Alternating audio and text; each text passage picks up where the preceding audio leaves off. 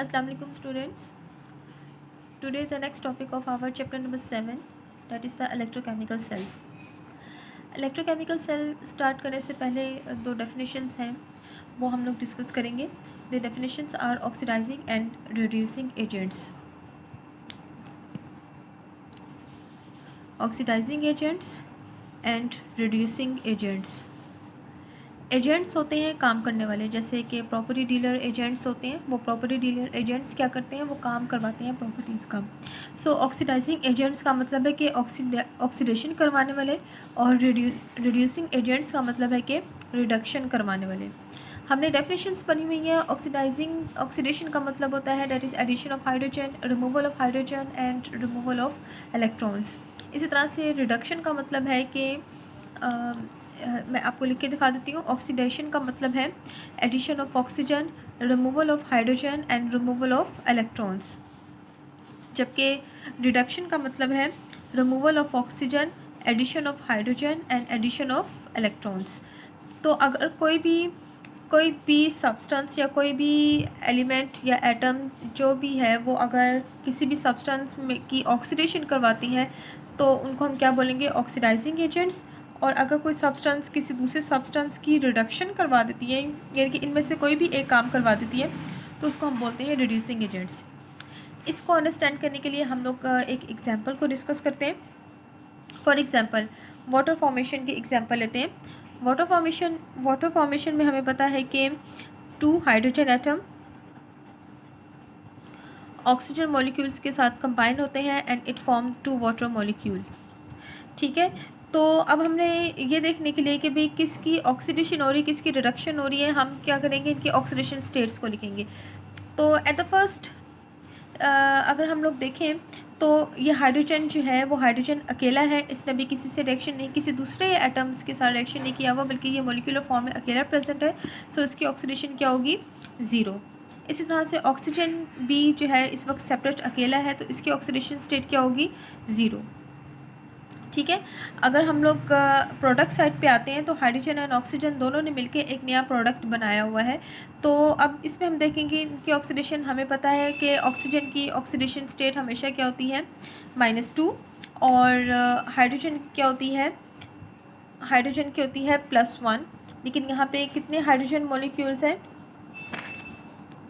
Hydrogen की oxidation state है +1. ठीक है. लेकिन यहाँ पे कितने इसके एटम्स हैं, 2. तो मैं यहाँ पे ब्रैकेट में 2 लगा दूँगी, यानी कि 2 × 2. ठीक हो गया.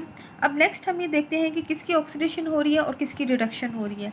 तो इसको देखने के लिए पहले हम ये देखेंगे कि किस एलिमेंट में इलेक्ट्रॉन ऐड या रिमूव हो रहा है.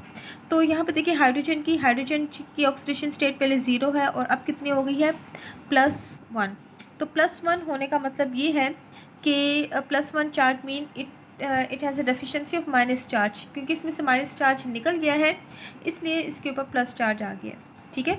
सो इसका मतलब है कि हाइड्रोजन जो कि 0 से प्लस में गया है, इसमें से इलेक्ट्रॉन्स रिमूव हुए हैं. ठीक हो गया. अब यहाँ पे देखिए ऑक्सीजन 0 से चली गई है -2 में. -2 indicate the excess of electrons, क्योंकि इलेक्ट्रॉन्स पे माइनस चार्ज होता है. तो अगर किसी भी एलिमेंट के ऊपर माइनस चार्ज है, इसका मतलब है कि उसके ऊपर वो इलेक्ट्रॉन्स की क्वांटिटी ज़्यादा है और उनकी ज़्यादा होने की वजह से उसके ऊपर माइनस चार्ज आ गया. तो 0 से ऑक्सीजन गई है -2 पे, तो इसका मतलब है कि यहाँ पे इलेक्ट्रॉन्स जो हैं वो ऐड हो रहे हैं.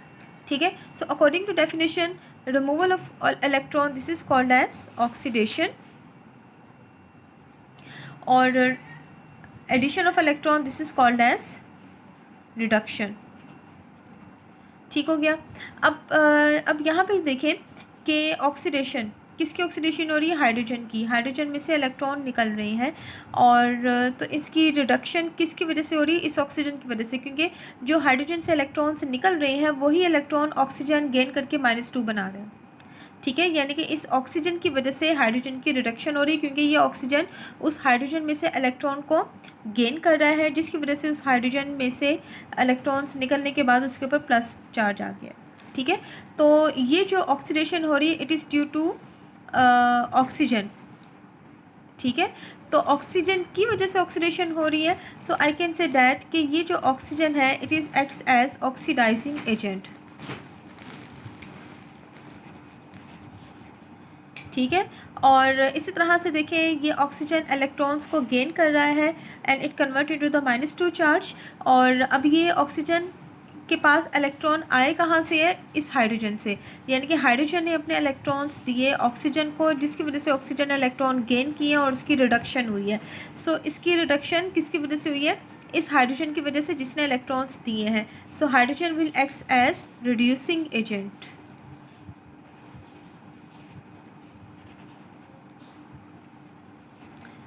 Is it clear? ठीक है, सो अगर आप यहाँ पे देखें तो एक कॉमन तरीका है याद रखने का कि वो सब्सटेंस, यानी कि ये हाइड्रोजन की ऑक्सीडेशन हो रही है, इसकी ऑक्सीडेशन हो रही है, so hydrogen will act as a reducing agent, और ऑक्सीजन की देखिए क्या हो रही है, रिडक्शन हो रही है, but oxygen acts as a oxidising agent, यानी कि उल्टा काम होता है। Is it clear? सो अगर मैं डिफ़ाइन करना चाहूँ ऑक्सीडाइजिंग एजेंट्स और रिड्यूसिंग एजेंट्स को, so I can define the oxidizing agents as oxidizing agent is a species that is that oxidizing agent is a species that oxidize a substance। ठीक है, that oxidize a substance, जो कि किसी दूसरे substance यानी कि hydrogen को oxidise कर रहा है। कैसे ऑक्सीडाइज कर रहा है, bye taking electron from it, जिसने हाइड्रोजन से इलेक्ट्रॉन्स को टेक किया है, लिया है, जिसकी वजह से हाइड्रोजन में प्लस चार्ज आ गया। ठीक है, so it oxidise the other substance by taking electron from it, so this is an oxidising agent. इसी तरह से अगर रिड्यूसिंग एजेंट की डेफिनेशन होगी तो क्या हम करेंगे, reducing agent is a species or a substance that reduce the other substance by donating its electron to the other substance, यानी कि हाइड्रोजन एक ऐसा स्पीशी है जो कि किसी दूसरे सब्सटेंस की रिडक्शन करवा रहा है। कैसे, by giving its electron to the other substance, अपने इलेक्ट्रॉन दूसरे को दे के, ऐड करवा के। Is it clear? So this is the definition about the oxidizing agent and reducing agent. Now we will move towards our main topic, that is the electrochemical cells. ठीक है, so now what is the electrochemical cells? electrochemical cells, electrochemical cells क्या होती हैं, electro का मतलब electricity या electric current, and chemical का मतलब केमिकल रिएक्शंस, यानी कि ऐसे सेल्स जिसमें इलेक्ट्रिसिटी और केमिकल रिएक्शन का लिंक होगा उनको हम लोग बोलेंगे electrochemical cells. Normally electrochemical cells को अगर हम डिफ़ाइन करना चाहें तो वी कैन से डैट कि electrochemical cell is a cell या एक कंटेनर होता है। ठीक है, और इस कंटेनर के अंदर एक सोल्यूशन प्रेजेंट होता है। इस कंटेनर में एक क्या होता है, सोल्यूशन होता है। इस सोल्यूशन को हम लोग बोलते हैं इलेक्ट्रोलाइट। ठीक है, इस सोल्यूशन को हम लोग क्या बोलते हैं, इलेक्ट्रोलाइट। और इस इलेक्ट्रोलाइट के अंदर दो इलेक्ट्रोड्स डिप होते हैं, दो इलेक्ट्रोड्स क्या होते हैं, इलेक्ट्रोड्स ऐसे ऑब्जेक्ट या मेटल या सब्सटेंस होते हैं दैट कैन कंडक्ट इलेक्ट्रिसिटी, जो कि अपने में से इलेक्ट्रिसिटी को पास करवा सकें। फॉर एग्जांपल आयरन में से करंट पास हो जाता है, सो आयरन के इलेक्ट्रोड्स यानी कि आयरन के रोड्स बनी हुई होती हैं। ठीक है, इसी तरह से अगर हम लोग बात करें कॉपर की बात करें, ठीक है, कॉपर जो है इट इज़ अ मेटल और इसमें से भी करंट पास हो जाता है, so copper also acts as electrodes. ठीक है, सो इलेक्ट्रोकेमिकल सेल क्या है, a container which consist of a solution, that solution is called as electrolyte and two electrodes are dip in that electrolyte and these electrodes are connected through the wire. हम उसको किसी भी wire के ज़रिए इन दो electrodes को connect कर देते हैं। ठीक हो गया। अब इन इलेक्ट्रोकेमिकल सेल का बेसिक पर्पस क्या है, इलेक्ट्रोकेमिकल सेल्स में क्या होता है कि इलेक्ट्रिसिटी हम लोग प्रोवाइड करते हैं और उस इलेक्ट्रिसिटी की प्रोविज़न की वजह से केमिकल रिएक्शन होता है। ठीक है, दैट इज़ बाय प्रोवाइडिंग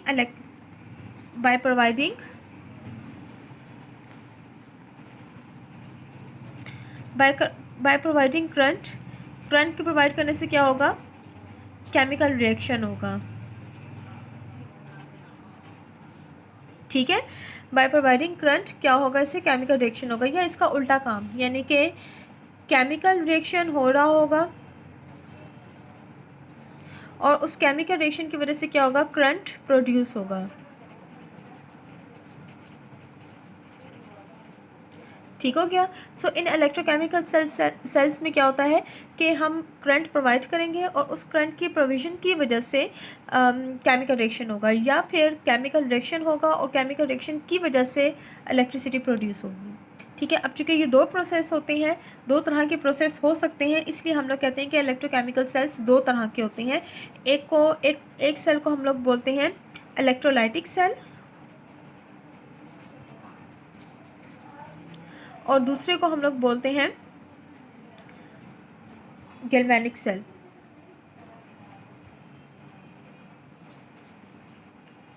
ठीक हो गया। सो इलेक्ट्रोकेमिकल सेल्स जो हैं वो दो तरह के होते हैं, इलेक्ट्रोलाइटिक सेल और एंड गैल्वेनिक सेल।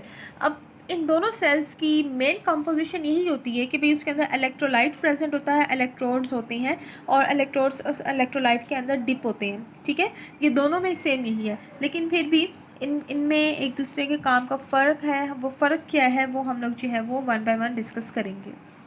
ठीक हो गया। तो इन सेल्स को बाकायदा डिस्कस करने से पहले हम लोग क्या करते हैं कि भाई ये इन सेल्स की जो मेन कॉम्पोजिशन है, इनके एलिमेंट्स को हम लोग डिफ़ाइन कर लेते हैं। इलेक्ट्रोड्स मैंने आपको बता दिया कि इलेक्ट्रोड्स ऐसे ऑब्जेक्ट को बोलते हैं जिसमें से करंट पास कर सके। वो ऑब्जेक्ट आपके मेटल भी हो सकते हैं, कोई भी सब्सटेंस हो सकता है। ठीक हो गया। और दूसरा है आपके पास डेट इज़ इलेक्ट्रोलाइट। इलेक्ट्रोलाइट्स क्या होते हैं?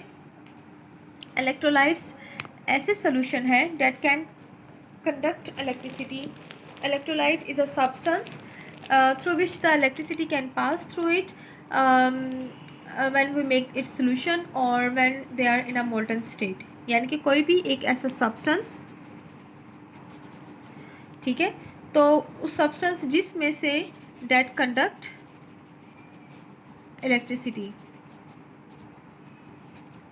ठीक है, कोई भी सब्सटेंस दैट कंडक्ट इलेक्ट्रिसिटी। अब ये सब्सटेंस क्या होगा, दो सिचुएशंस हैं। वो सब्सटेंस या तो मोल्टन फॉर्म में होगा यानी कि मेल्टेड होगा, ठीक है, या हमने उसका सोल्यूशन बनाया होगा। ठीक है, या तो आपने उस सब्सटेंस को हीट करके उसको मेल्ट कर देना है या आपने उसका सोल्यूशन बना लेना है। फॉर एग्जांपल अगर मैं एग्जांपल लेती हूँ NaCl। NaCl is a common salt, ठीक है, और हमने पढ़ा है कि भाई NaCl जो है वो सॉलिड स्टेट में करंट पास नहीं करता, लेकिन जैसे ही हम इसको मेल्ट करते हैं, ठीक है, मेल्ट करेंगे तो इसमें से करंट पास हो जाएगा। या मेल्ट कैसे करेंगे, हम उसको हीट करेंगे, ठीक है, या आप क्या करें कि इस NaCl को पानी के अंदर मिक्स कर दें, उसका क्या बन जाएगा सोल्यूशन, तो भी उसमें से करंट पास कर देगा। ठीक है, तो NaCl is a electrolyte. Is it clear? So electrolyte क्या होते हैं? ऐसे सब्सटेंस हैं that can conduct electricity through them.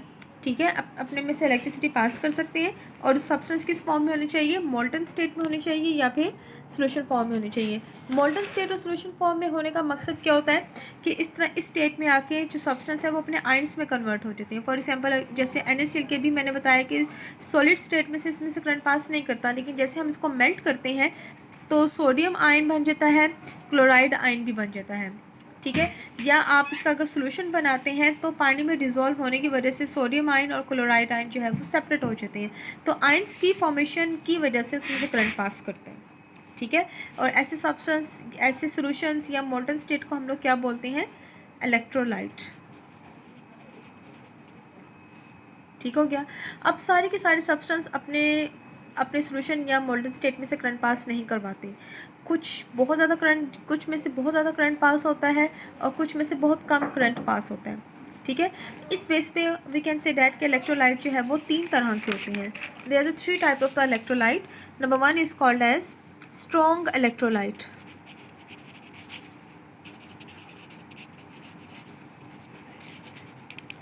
Strong electrolyte नाम से रिप्रेजेंट हो रहा है कि ये एक ऐसा इलेक्ट्रोलाइट है कि जो कि जिसमें सब्सटेंस जो है वो कम्प्लीटली अपने आयंस में कन्वर्ट हो जाएंगे और कम्प्लीटली कन्वर्जन की वजह से उसमें से करंट जो है वो पास हो जाएगा।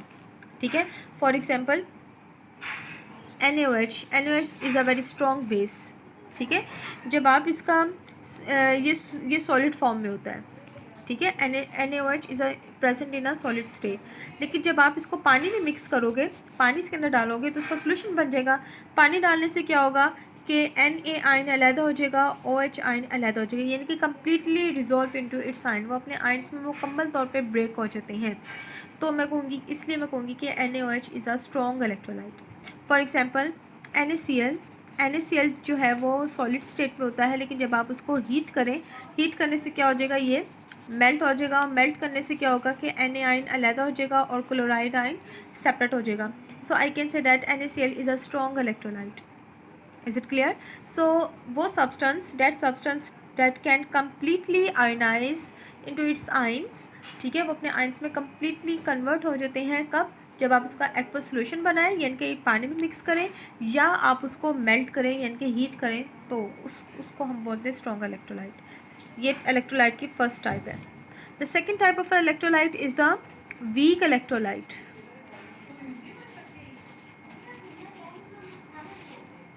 वीक इलेक्ट्रोलाइट, वीक का क्या मतलब होता है? कमज़ोर, ठीक है। तो वीक इलेक्ट्रोलाइट नाम से रिप्रेजेंट है कि ऐसे इलेक्ट्रोलाइट हैं जो कि ज़्यादा आयंस नहीं बनाते, ठीक है।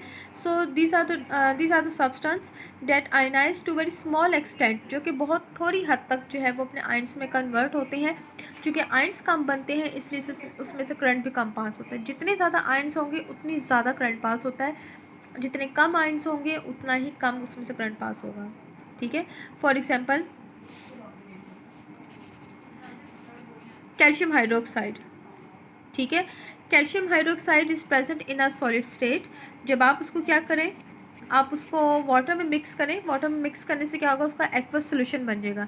एक्वस सोल्यूशन, चूँकि कैल्शियम आयंस जो है वो बहुत कम पानी में आयनाइज होते हैं, ठीक है। यानी कि अगर आपके पास कोई तकरीबन आपके पास 100 या 1000 अगर नंबर ऑफ़ मॉलिक्यूल्स हैं एंड कैल्शियम हाइड्रोक्साइड के, तो बहुत कम जो है वो कैल्शियम और हाइड्रोक्सिल आयन में कन्वर्ट होते हैं, ठीक है।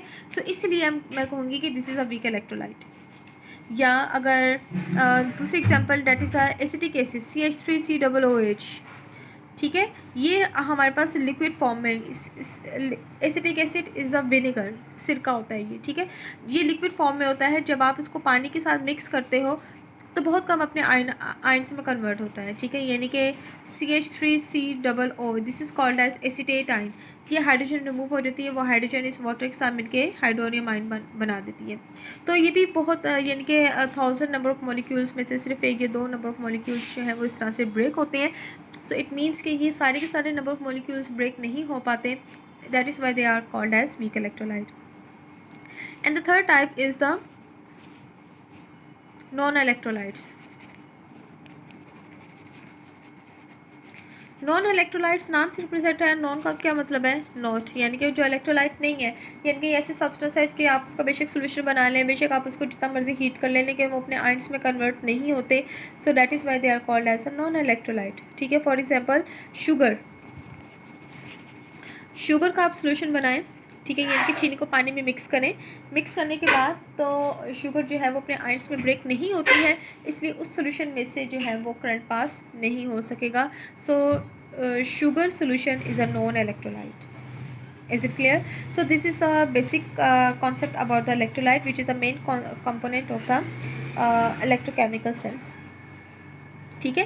तो इलेक्ट्रोकेमिकल सेल्स हमने स्टार्ट किया और हमने भी पढ़ा था कि दो तरह के electrolytic cell and galvanic cell. तो आज हम लोग जो है वो स्टार्ट करेंगे, that is the electrolytic cell. Number first cell is called as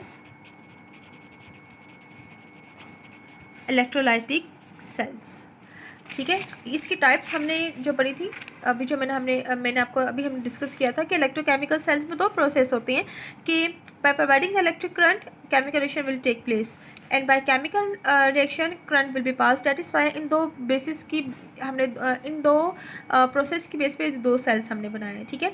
और इनमें से जो इलेक्ट्रोकेमिकल सेल्स ऐसा सेल है जिसमें हम क्या करेंगे कि हम उसको इलेक्ट्रिक करंट प्रोवाइड करेंगे तो केमिकल रिएक्शन होगा, यानी कि ये वाला प्रोसेस होगा इलेक्ट्रोलाइटिक सेल में, ठीक हो गया। सो इलेक्ट्रोलाइटिक सेल्स क्या है? Electrolytic cells are the cells in which the non spontaneous chemical reaction take place. ठीक है, इलेक्ट्रोकेमिकल सेल्स में क्या है, कौन सा रिएक्शन हो रहा है, नॉन स्पॉन्टेनियस। अब ये नॉन स्पॉन्टेनियस कैसे हुआ या नॉन स्पॉन्टेनियस कैसे ना हुआ। ठीक है, हमने क्या पढ़ा था स्टार्ट ऑफ द चैप्टर में, हमने पढ़ा था कि दो तरह के रिएक्शंस होते हैं, या तो स्पॉन्टेनियस होते हैं या पे नॉन स्पॉन्टेनियस। स्पॉन्टेनियस का मतलब होता है खुद ब खुद, ऐसे केमिकल रिएक्शंस जो खुद ब खुद हो जाते हैं उनको हम स्पॉन्टेनियस बोलते हैं। लेकिन जो खुद ब खुद नहीं होते उनको करवाने के लिए हमें एनर्जी देनी पड़ती है, energy in a form of the heat, in a form of the light, in a form of the electricity. तो ऐसे रिएक्शंस को हम लोग बोलते हैं नॉन स्पॉन्टेनियस। सो इलेक्ट्रोलाइटिक सेल में नॉन स्पॉन्टेनियस केमिकल रिएक्शन होता है। अब चूंकि इसमें नॉन स्पॉन्टेनियस है तो इसको करवाने के लिए मुझे कोई ना कोई एनर्जी देनी पड़ेगी, और वो एनर्जी हम किस फॉर्म में देंगे, in a form of the current या इलेक्ट्रिसिटी। ठीक है, हम लोग सोल्यूशन के साथ इलेक्ट्रिसिटी प्रोवाइड करेंगे जिसकी वजह से केमिकल रिएक्शन होगा। ठीक है, so I can define the electrolytic cell is that electrolytic cell in which the non spontaneous chemical reaction take place. ठीक है, कब होगा, when we provide the electric current, जब हम उस सोल्यूशन में से क्या पास करवाएंगे, इलेक्ट्रिक करंट। इस सेल को हम लोग क्या बोलते हैं, इलेक्ट्रोलाइटिक सेल। ठीक हो गया। और बेसिकली इलेक्ट्रोलाइटिक सेल में क्या होता है, इलेक्ट्रोलाइटिक सेल में जो प्रोसेस होता है उस प्रोसेस को हम लोग बोलते हैं इलेक्ट्रोलिसिस।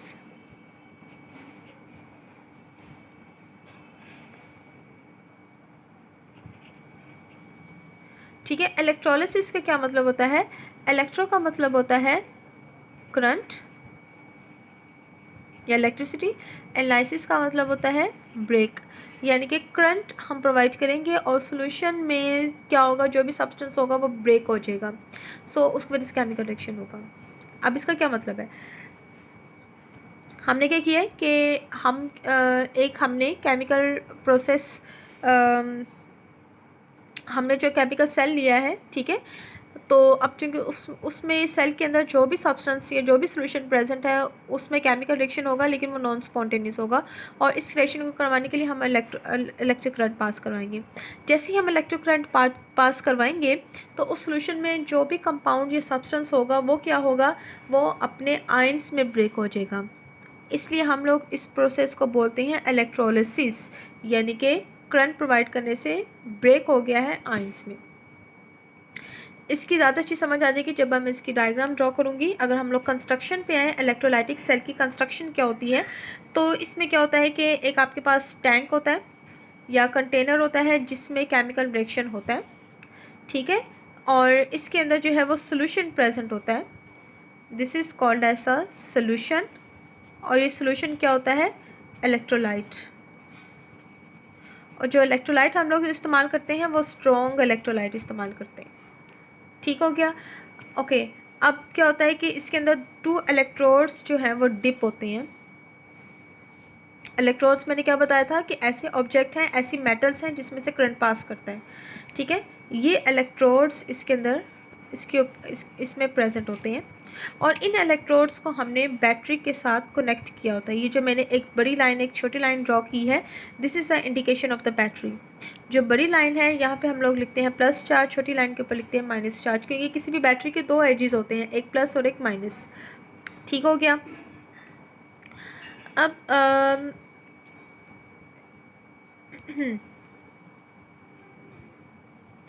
अब क्या होता है कि ये जो इलेक्ट्रोड्स हैं, ये this is whole about the electrolytic cell. ये इलेक्ट्रोलाइटिक सेल है। ठीक है, अब ये 2 इलेक्ट्रोड्स हैं, तो अब मैं इस इलेक्ट्रोड की बात कर रही हूँ, इसकी बात कर रही हूँ, तो इन दोनों को डिफरेंस करने के लिए हमने इनको उनके नाम दिए हुए हैं। वो इलेक्ट्रोड्स जो कि पॉजिटिव टर्मिनल या पॉजिटिव हिस्से के साथ अटैच है, बैटरी के पॉजिटिव वाले हिस्से के साथ अटैच है, उस इलेक्ट्रोड को हम लोग बोलते हैं एनोड। ठीक है, और वो इलेक्ट्रोड जो कि बैटरी के नेगेटिव टर्मिनल या नेगेटिव वाले हिस्से के साथ अटैच है, इस इलेक्ट्रोड को हम लोग बोलते हैं cathode. Is it clear, anode and cathode. अब इसमें बेसिकली होता क्या है, कैसे केमिकल रिएक्शंस जो हैं वो इलेक्ट्रिसिटी की प्रोवाइड करने से होते हैं। ठीक है, मैंने आपसे क्या कहा है कि हमने इसके अंदर एक इलेक्ट्रोलाइट सोल्यूशन डाला हुआ होता है। लेट्स सपोज मैंने जो इलेक्ट्रोलाइट इसके अंदर इस्तेमाल किया है दैट इज़ द NaCl। ठीक हो गया, NaCl का जो है वो हमने सोल्यूशन जो है वो उसके अंदर डाला हुआ है। ये जो भी इलेक्ट्रोलाइट है वो हमने मोल्टन स्टेट में जो है हमने NaCl उसके अंदर डाला हुआ है। ठीक हो गया। जैसे ही अब और इसके अंदर हमने इलेक्ट्रोड्स प्रोवाइड कर दिए, यानी कि इसके अंदर ये सोल्यूशन नहीं है बल्कि क्या चीज़ है, ये NaCl प्रेजेंट है मोल्टन स्टेट में, लिक्विड स्टेट में। जैसे ही हम इसको और इसके अंदर हमने इलेक्ट्रोड्स डाल दिए हैं। इलेक्ट्रोड्स जो हैं वो किसी भी मेटल पे कंसिस्ट होते हैं, वो आयरन के हो सकते हैं, वो कॉपर के हो सकते हैं, वो गोल्ड के हो सकते हैं, वो सिल्वर के हो सकते हैं, any type of the metal electrodes you can use. ठीक है, और इन इलेक्ट्रोड्स को बैटरी के साथ कनेक्ट कर दिया, और जैसे ही हम इसको बैटरी के साथ कनेक्ट करेंगे तो इलेक्ट्रिसिटी प्रोड्यूस होना शुरू हो जाएगी। और यानी कि ये इलेक्ट्रिसिटी, ये जो बैटरी है this is a source of electricity, यही इसको बिजली दे रही है, इसकी वजह से ही तो काम हो रहा है। ठीक है, तो बैटरी के साथ कनेक्ट होने से ये जो NaCl है it resolve it into its ion. ये NaCl पहले इसके अंदर प्रेजेंट था, अब ये क्या हो जाएगा, अपने आयन्स में ब्रेक हो जाएगा। Na आयन अलग हो जाएगा, Cl आयन अलग हो जाएगा। अब इस सोल्यूशन में, इस लिक्विड के अंदर बहुत से Na+ और Cl- आइंस जो हैं वो अब इसके अंदर प्रेजेंट है। ठीक है, अब इसको हम बोलते हैं इलेक्ट्रोलिसिस, यानी कि जैसे ही आपने करंट प्रोवाइड किया तो करंट प्रोवाइड करने से NaCl ब्रेक हो गया into its ion, this is called as electrolysis. ठीक है, अच्छा अब क्या होता है, नेक्स्ट स्टेप क्या होता है कि अब चूँकि ये वाला देखें, ये इलेक्ट्रोड जो कि पॉजिटिव टर्मिनल के साथ अटैच है, तो इस पॉजिटिव टर्मिनल के साथ अटैच होने की वजह से इस पूरे इलेक्ट्रोड के ऊपर प्लस चार्ज होता है, और इस तरह से ये नेगेटिव टर्मिनल के साथ अटैच होने से इस पूरे इलेक्ट्रोड्स पे कौन सा चार्ज होगा, माइनस चार्ज। ठीक है, अब इस सोल्यूशन के अंदर दो तरह के आयन्स हैं, दो तरह के इलेक्ट्रोड्स हैं, तो दो तरह के केमिकल रिएक्शंस होंगे। हम लोग देखते हैं सबसे पहले एनोड पे। एनोड पे क्या काम हो रहा है, एट एनोड, एनोड पे कौन सा चार्ज है, प्लस, तो डेफिनेटली ऑपोजिट चार्ज हमेशा एक दूसरे को अट्रैक्ट करते हैं। ठीक हो गया, तो यहाँ पे क्या होगा कि इसके ऊपर प्लस चार्ज है, तो प्लस के पास कौन आएगा, हमेशा माइनस। तो यहाँ पे माइनस किसके पास चार्ज है, क्लोरीन के पास, तो क्लोरीन सारे किसके पास चले जाएंगे, एनोड के पास। तो एनोड के पास ये क्लोरीन आइंस आते जा रहे हैं, हम यहाँ पे 2 आइंस ले लेते हैं। ठीक है, तो ये 2 आइंस जब इसके पास आएंगे तो क्लोरीन के ऊपर माइनस चार्ज है, minus charge indicate they have excess of electrons, तो इसने अपने ये इलेक्ट्रॉन्स को रिमूव करने हैं ताकि ये इसमें से जो इलेक्ट्रॉन की ज़्यादती है वो ख़त्म हो जाए। ठीक है, तो एक चार्ज है, एक एटम के ऊपर एक इलेक्ट्रॉन है, इलेक्ट्रॉन ज़्यादा है, तो यहाँ पे मैंने कितने एटम आइंस लिए हुए हैं, 2 लिए हुए हैं, तो 2 आइंस से इसका मतलब है कि 2 इलेक्ट्रॉन्स रिलीज़ होंगे, और उसके बाद क्या होगा कि 2 Cl एटम बन जाएंगे हमारे पास। ठीक है, अब चूँकि Cl एटम है तो Cl एटम आपस में कंबाइन होकर क्या बना देंगे, Cl मॉलिक्यूल। ये हमारे पास एनोड पे काम हो रहा है। ठीक है, इसी तरह से देखें एट कैथोड। कैथोड पे अब क्या हो रहा है, कैथोड पे कौन सा चार्ज है, माइनस है, तो माइनस के पास कौन आता है, पॉजिटिव। तो जितने भी सारे पॉजिटिव आयन है लाइक द Na आयन, वो सारे किसके पास चले जाएंगे, कैथोड के पास। तो अब यहाँ पे मैं लेट्स सपोज 2 सोडियम आयन ले रही हूँ। ठीक है, तो सोडियम के पास है plus charge, plus charge indicate it has a deficiency of electrons. ठीक है, तो अब ये जो इलेक्ट्रॉन्स निकाले क्लोरीन ने, वो क्या करेंगे, वो इस वायर के ज़रिए मूव करते हुए इसके पास आ जाएंगे। अब जैसे ही इलेक्ट्रॉन इसके पास आए हैं तो यहाँ पे सोडियम भी इसके पास जा रहा है, तो सोडियम क्या करेगा, यहाँ से इलेक्ट्रॉन्स को गेन करना शुरू कर देगा। उसने इलेक्ट्रॉन्स को गेन करना शुरू कर दिया है, तो सोडियम आयन गेन करने के बाद सोडियम एटम फॉर्म कर देगा। यहाँ तक क्लियर हो गया। ठीक है, अब इसमें देखें एनोड पे क्या हुआ है कि क्लोरीन ने इलेक्ट्रॉन्स को रिमूव किए हैं, और हमें पता है कि रिमूवल ऑफ इलेक्ट्रॉन्स, यहाँ पे देखें मैंने बताया भी था कि इलेक्ट्रॉन्स की रिमूव को हम लोग क्या बोलते हैं, ऑक्सीडेशन, और इलेक्ट्रॉन्स की गेन को हम लोग क्या बोलते हैं, रिडक्शन। तो इसका मतलब ये है कि एनोड पे क्या हो रही है, ऑक्सीडेशन हो रही है। क्यों, क्योंकि यहाँ पे क्लोरीन इलेक्ट्रॉन्स को रिमूव कर रही है, और कैथोड पे क्या हो रही है, रिडक्शन हो रही है। क्यों, क्योंकि यहाँ पे सोडियम उन इलेक्ट्रॉन्स को गेन कर रही है। ठीक हो गया, तो ये ऑक्सीडेशन और रिडक्शन हो गई। तो उसके बाद नेक्स्ट हम आते हैं ओवरऑल रिएक्शन पे। ओवरऑल रिएक्शन क्या होता है कि हम लोग नेगेटिव और एनोड और कैथोड दोनों के रिएक्शंस लिखते हैं। मैं इस पेज पे दोबारा से एनोड पे जो रिएक्शन हो रहा है वो दोबारा लिख रही हूँ। एनोड पे हमने क्या बताया है कि अभी क्या हुई है, ऑक्सीडेशन हुई है, कैसे कि 2 क्लोराइड आयन जो है वो क्लोरीन मॉलिक्यूल बना है और 2 इलेक्ट्रॉन रिलीज़ हुए हैं। और दूसरा रिएक्शन हमने किस में पढ़ा है, कैथोड पे, और कैथोड पे क्या हुई है, रिडक्शन। रिडक्शन कैसे हुई है इसमें कि 2 सोडियम आयन जो इसके पास आए हैं उन्होंने इलेक्ट्रॉन्स को गेन किया है and they convert into the sodium metal. ठीक है, now I will write the overall reaction.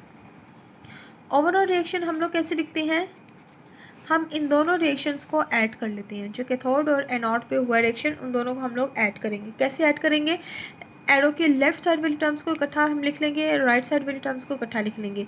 जब मैं इसको लेफ्ट साइड वाली टर्म्स को इकट्ठा लिखूंगी तो लेफ्ट साइड पे कौन कौन है हमारे पास, 2 क्लोरीन आयन, इसके अलावा यहाँ पे क्या आ जाएगा, 2 sodium ion and 2 electrons, arrowhead. अब इस तरफ वाली सारी टर्म्स, इस तरफ में एक आपके पास ये है Cl2, 2 इलेक्ट्रॉन्स और 2 सोडियम आयन। ये 2 इलेक्ट्रॉन्स इस 2 इलेक्ट्रॉन से कैंसिल आउट हो जाएगा। ठीक है, तो आपके पास जो फाइनल इक्वेशन ओवरऑल रिएक्शन की आई है, that is the 2 chloride ion, 2 sodium metal, sodium ion are combined to form the chlorine gas and 2 sodium metal. So this is a redox reaction जिसमें oxidation भी हो रही है और reduction भी हो रही है। This is all about the electrolytic cell. Is it clear? So इसमें यही हुआ है कि इलेक्ट्रोलाइट ब्रेक हुआ इनटू इट्स आयन, और आयन्स में होने के बाद क्या हुआ है, इलेक्ट्रॉन का लॉस एंड गेन हुआ है। किसी भी सब्सटेंस में इलेक्ट्रॉन का लॉस एंड गेन होना, this is the chemical reaction. तो ये आयन्स जो हैं वो केमिकल रिएक्शन होने के बाद they convert into the chlorine gas and sodium metal. तो इलेक्ट्रिसिटी की वजह से केमिकल रिएक्शन हुआ और हमारे पास न्यू प्रोडक्ट बनी है। So this is called as electrolytic cell. Is it clear? Okay, thank you.